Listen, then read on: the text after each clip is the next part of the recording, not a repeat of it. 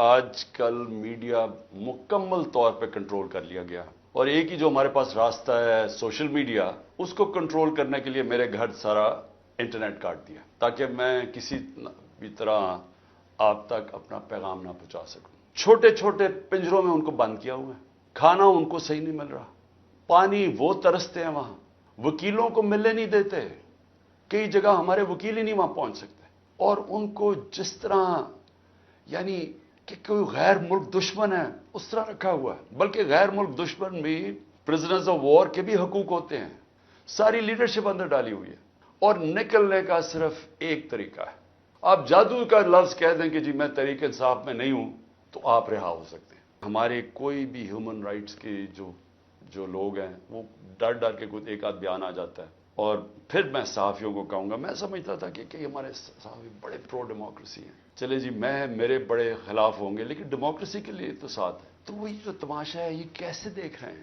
کیا ان کا کوئی ضمیر نہیں جاگ رہا؟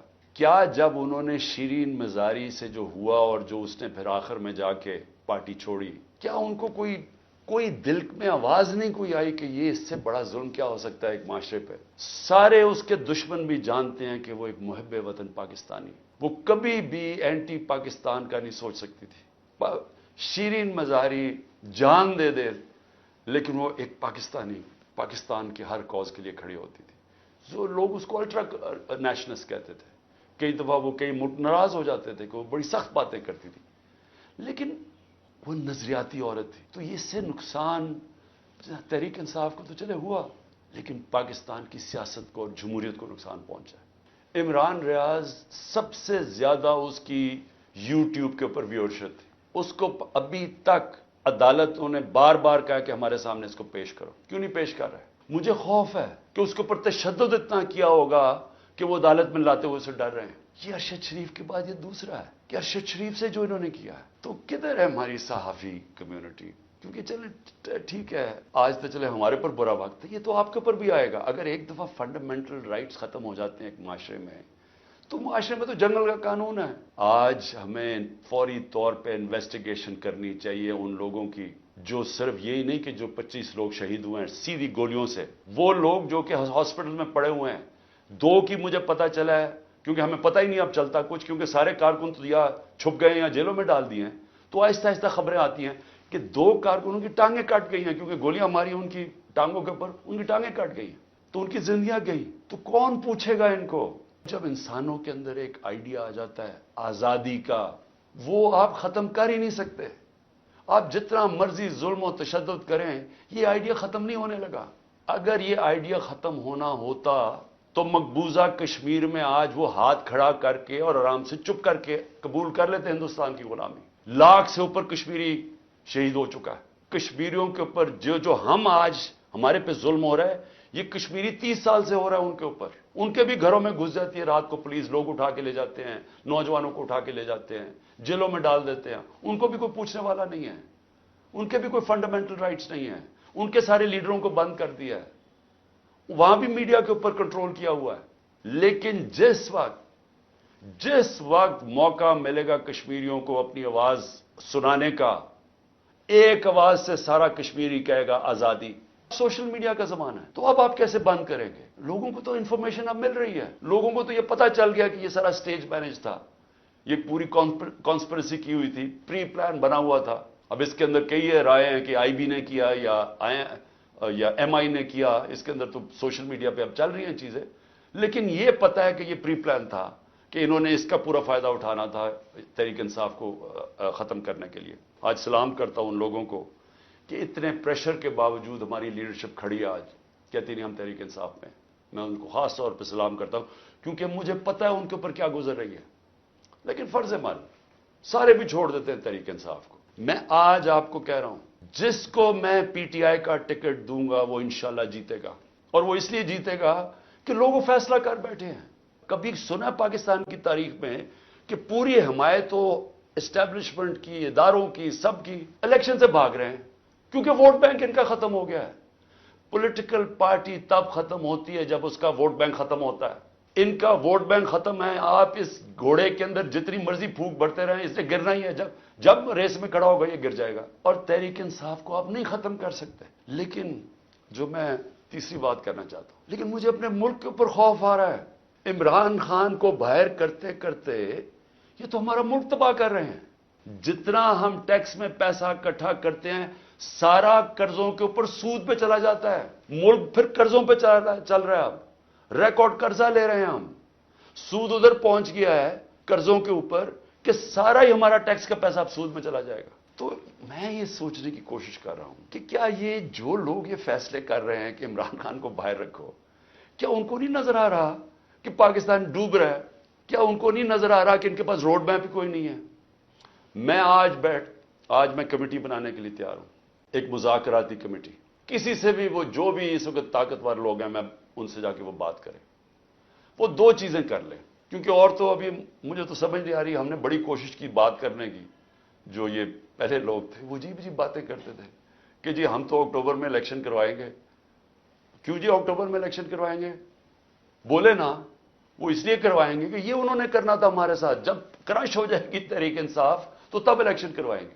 اور ان کے پاس کوئی جواب ہی نہیں تھا. میں یہ کمیٹی بناتا ہوں، میں دو چیزیں کہتا ہوں. اگر اس کمیٹی کو یہ بیٹھ کے کہہ دیں کہ جی عمران خان کے بغیر پاکستان بہتر ہو جائے گا اور آپ کے پاس کوئی سلوشن ہے، میں پھر سے کہتا ہوں کہ اس ملک کی خاطر میں چھوڑ دیتا ہوں، میں پیچھے ہٹ جاتا ہوں. اگر آپ یہ کمیٹی کو سمجھا دیں کہ میرے بغیر ملک بہتر چلے گا، چلے میں ملک کی خاطر یہ بھی چھوڑنے کے لیے تیار ہوں. یا دوسری چیز، یا اس کمیٹی کو یہ کہہ دیں کہ اکتوبر میں الیکشن کروانے سے پاکستان کو کیا فائدہ ہے. یہ تو ہمیں سمجھ آ رہی ہے کہ اکتوبر تک تحریک انصاف کو ان کا خیال ہے کرش کر دیں گے، لیکن پاکستان کو کیا فائدہ ہے؟ ہم کیوں اکتوبر تک انتظار کر رہے ہیں جب ملک نیچے جا رہا ہے؟ یا یہ دو چیزیں کنونس کر دیں. میں اس کی کمیٹی بناؤں گا، میں انشاءاللہ کل اناؤنس کر دوں گا. یہاں کسی شہری کو اس وقت جو آج آواز اٹھاتا ہے، کوئی تنقید کرتا ہے، اس کو یا اٹھا کے لے جاتے ہیں یا اس کو مارے پڑتی ہیں یا ان کی بزنسز بند کر دیتے ہیں. یعنی یہ تو ایسے لگ رہا ہے کہ ہم وہ ہٹلر کے گسٹاپو کے دنوں میں بیٹھے ہوئے ہیں. یعنی ہمارے لیے تو وہ دن آ گئے. تو موزز سپریم کورٹ کے ججز صاحبان، یہ آپ کے اوپر بہت بڑی ذمہ داری ہے. اور اللہ ان لوگوں کو، جن لوگوں کو ذمہ داری دیتا ہے، ان کے اوپر امتحان بھی بڑا ڈالتا ہے. یہ آپ کے اوپر ہے ہماری جو رئیس جمہوریت ہے اس کو بچانا، کیونکہ ہمیں اور اب کوئی امید نہیں نظر آ رہی. کیبنٹ کے اندر ڈسکشن کیا ہوتی ہے؟ ہمیں بتایا جاتا ہے کہ $100 ملین پاکستان لٹیگیشن میں، یعنی ہم وکیلوں کو دے بیٹھے ہیں اور پیسہ ڈوب چکا ہے. $100 ملین اور کچھ نہیں ہمیں ملا واپس. ہمیں لیگل ایکشن سے آج تک ایک آنا نہیں ملا. اور انہوں نے کہا یہ 5-6 سال لٹیگیشن چلے گی اور کوئی گارنٹی نہیں ہے کہ آپ ثابت کر سکیں گے کہ جی منی لانڈرنگ کا پیسہ ہے. اور اگر آپ نے ثابت نہ کیا تو یہ پیسہ انگلینڈ چلا گیا. اب یہ تھا کیبنٹ نے کیا فیصلہ کیا. آپ کیا فیصلہ کریں گے کہ کیا مجھے 190 ملین پاؤنڈ مل رہا ہے وہ پاکستان آ جائے اسی وقت؟ ہمیں بڑی ڈالرز کی ضرورت تھی، ہمیں ہمیشہ ہوتی ہے، آج بھی ہمیں ڈالرز کی ضرورت ہے، اور کبھی اتنا پیسہ پاکستان نہیں آیا. کیا ہم اس پیسے کو فوری طور پہ لے آئیں اور سٹیٹمنٹ میں کر دیں، یا پھر ہم قانونی کارروائی میں پڑیں جو کہ 5-6 سال چلے گی اور پتہ نہیں پیسہ آئے گا نہیں؟ مجھے ایک آدمی بتا دیں کہ جو اس سے اختلاف کرے گا کہ وہ پیسہ پاکستان لے آؤ. میں یہ پوچھنا چاہتا ہوں کہ کون سا احمق ہوگا جو پتا ہوگا کہ آپ نے کیس بھی نہیں، یعنی کون سا یہ جوا کھیلے گا اور 5-6 سال انتظار کرو اور ہو سکتا ہے پیسہ ہی نہ آئے. تو ساری کیبنٹ نے فیصلہ کیا کہ جناب ٹھیک ہے، کانفیڈینشیل اگریمنٹ ہم مان لیتے ہیں، پیسہ پاکستان آ جاؤ. پیسہ پاکستان آ گیا، اسٹیٹ بینک کے اندر ڈپازٹ ہو گیا، سپریم کورٹ کے اندر وہ پیسہ ڈپازٹ ہو گیا 190 ملین پاؤنڈ. اب اگلی بات، اب نیب مجھے کہہ رہی ہے کہ آپ نے یہ اس لیے بدنیتی سے کیا کیونکہ آپ نے ملک ریاض نے آپ کے لیے القادر ٹرسٹ جو ہے وہ اس نے جو سارا اس کا سپانسر وہ تھا، تو آپ نے اس کو فائدہ پہنچانے کے لیے کر دیا. بھئی سوال بڑا سمپل ہے. آج آپ کے پاس 190 ملین پاؤنڈ پڑا ہوا ہے سپریم کورٹ میں. نیب آج کہے کہ یہ غلط مات میں پیسہ آ گیا ہے، آپ جا کے انگلینڈ کے اندر کیس کریں اور ثابت کر دیں کہ منی لانڈرنگ کا پیسہ ہے اور وہ ادھر سے ادھر چلا جائے گا. یعنی آپ کو کون روک رہا ہے اس چیز میں؟ نہ مجھے 1 روپے کا فائدہ آج تک شوکت خانم سے ہوا ہے، نہ نمل یونیورسٹی سے ہوا اور نہ القادر سے ہوا. کیونکہ القادر ایک پروفیشنل اب وہ چل رہا ہے، وہاں سارے بچوں کو مفت تعلیم مل رہی ہے، جو بھی القادر میں پڑھ رہے ہیں سب کو مفت مل رہی ہے. اور ان کو جس طرح میں نے آپ کو کہا کہ اس کا مقصد کیا، یہ کہہ رہے ہیں نیب کہ مجھے ذاتی طور پہ فائدہ ہوا. کدھر؟ اچھا کیونکہ پیسے کا تو کوئی بتا نہیں سکتے، مجھے کیا پیسے کا فائدہ ہوا؟ تو کہہ رہے نہیں سیاسی طور پہ آپ کو فائدہ ہوا کہ جس طرح القادر سے میری سیاست جم گئی. یہ ہے کیس. ملک ریاض کو آپ نے کیوں کیا؟ بھئی ملک ریاض کو اس لیے کیا کہ پاکستان کے سب سے بڑا بلڈر ہے وہ ہے ملک ریاض. اور ملک ریاض میرا کیا انٹرسٹ تھا؟ وہ اس کے پاس جو موبلائزنگ اکوپمنٹ ہے وہ سب سے تیزی سے کام کرتا ہے. یعنی وہ اگر آپ اسے کہے کوئی اتنی تیز کام نہیں کرتا جتنا ملک ریاض کی کنسٹرکشن کرتی ہے. میرا انٹرسٹ کیا تھا کہ وہ جلدی سے سیٹ اپ ہو القادر، جتنی جلدی سیٹ اپ ہو، اور میں اگر پرائم منسٹر تھا میں ان کو فائدہ پہنچا سکوں، انٹرنیشنل اسکالرز لا سکوں ہوتے ہوئے اس وقت. میرا تو صرف یہ انٹرسٹ تھا. قوم جب ظلم کے سامنے سر جھکا دیتی ہے، خوف کے بت کے سامنے جھک جاتی ہے، وہ قوم تباہ ہو جاتی ہے. اس لیے حوصلہ رکھنا ہے. آگ کا کپتان جب تک اس کے اندر خون ہے وہ کھڑا ہے، آخری گیند تک لڑنے والا کیپٹن ہے آپ کا. ہار ماننے کا سوال پیدا ہی نہیں ہوتا. جو بھی یہ کریں گے میں اس کے لیے تیار ہوں. اس لیے قوم کو بھی میں یہ کہنا چاہتا ہوں کہ آپ نے کسی صورت ہار نہیں ماننی.